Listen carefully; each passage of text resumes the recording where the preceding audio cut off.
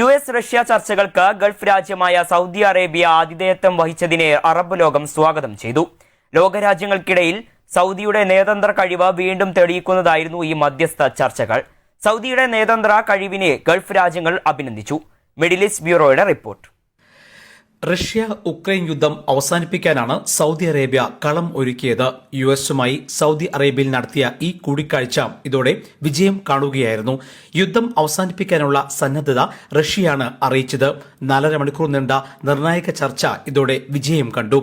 യുദ്ധം അവസാനിപ്പിച്ച് ഒന്നിച്ച് പ്രവർത്തിക്കാൻ തയ്യാറെന്ന് റഷ്യ പ്രതികരിക്കുകയായിരുന്നു. ഇതോടെയാണ് അറബ് ലോകത്ത് സൗദിയുടെ മധ്യസ്ഥതയ്ക്ക് സ്വീകാര്യത കൂടിയത്. സൗദിയുടെ നയതന്ത്ര കഴിവ് വീണ്ടും ഇതോടെ കയ്യടി നേടി. US പ്രസിഡന്റ് ഡൊണാൾഡ് ട്രംപിന്റെ ഇടപെടലിനെ തുടർന്നാണ് സൗദി ചർച്ചകൾ ആരംഭിച്ചത്. ഉക്രൈനിലെ സംഘർഷം അവസാനിപ്പിക്കാനും നയതന്ത്രപരവും സാമ്പത്തികവുമായ ബന്ധം മെച്ചപ്പെടുത്താനും റഷ്യയും USഉം സമ്മതിച്ചതും സൗദിക്കും നേട്ടമായി. ഇനി വൈകാതെ റഷ്യയും USഉം നയതന്ത്ര ഉദ്യോഗസ്ഥരെ വീണ്ടും നിയമിക്കും. സൗദി കിരീടാവകാശിയുടെ ക്ഷണപ്രകാരമാണ് അമേരിക്കയുടെയും റഷ്യയുടെയും പ്രതിനിധികൾ റിയാദിൽ എത്തിയത്.